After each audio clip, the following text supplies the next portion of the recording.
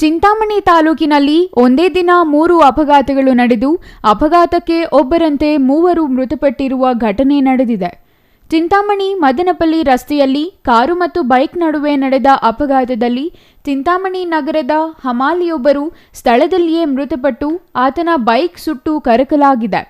ಮತ್ತೊಂದು ಅಪಘಾತದಲ್ಲಿ software engineer ಒಬ್ಬರು ಸ್ಥಳದಲ್ಲಿಯೇ ಮೃತಪಟ್ಟಿದ್ದಾರೆ.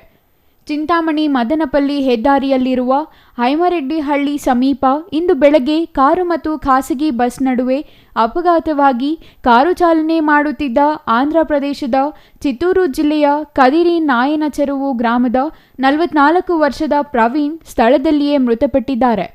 ಬಸ್ನಲ್ಲಿದ್ದವರಿಗೆ ಯಾವುದೇ ಅಪಾಯವಾಗಿಲ್ಲ.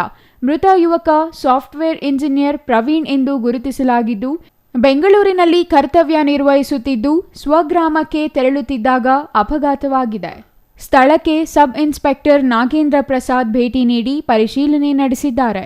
ಈ ಸಂಬಂಧ ಗ್ರಾಮಾಂತರ ಪೊಲೀಸ್ ಠಾಣೆಯಲ್ಲಿ ಪ್ರಕರಣ ದಾಖಲಾಗಿದೆ. ಮೂರನೇ ಅಪಘಾತ ಚಾಲಕನ ನಿಯಂತ್ರಣ ತಪ್ಪಿ ಕಾರು ಅಪಘಾತಕ್ಕೆ ಈಡಾಗಿದ್ದು ಯುವಕನೊಬ್ಬ ಸ್ಥಳದಲ್ಲಿಯೇ ಮೃತಪಟ್ಟಿದ್ದಾರೆ.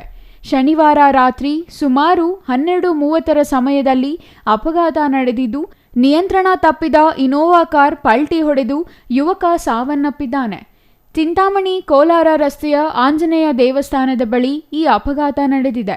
ಇನ್ನು ಮೃತ ಯುವಕನನ್ನು 32 ವರ್ಷದ ಪ್ರವೀಣ್ ಎಂದು ಗುರುತಿಸಲಾಗಿದೆ. ಚಿಕ್ಕಬಳ್ಳಾಪುರ ತಾಲೂಕಿನ ಮನ್ನಾರಪುರ ಗ್ರಾಮದ ಯುವಕನಾಗಿದ್ದು, ಕೋಲಾರದಿಂದ ಚಿಕ್ಕಬಳ್ಳಾಪುರಕ್ಕೆ ಬರುವ ವೇಳೆ ಅಪಘಾತ ಸಂಭವಿಸಿದೆ.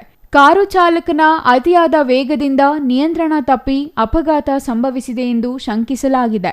ಘಟನೆಗೆ ಸಂಬಂಧಿಸಿ ಚಿಂತಾಮಣಿ ಗ್ರಾಮಾಂತರ ಠಾಣೆ ಪೊಲೀಸರಿಂದ ಪರಿಶೀಲನೆ ನಡೆದಿದ್ದು, ಸ್ಥಳಕ್ಕೆ ಭೇಟಿ ನೀಡಿ ಪ್ರಕರಣ ದಾಖಲಿಸಿಕೊಂಡಿದ್ದಾರೆ. GL Shankar, CTV news, Chintamani.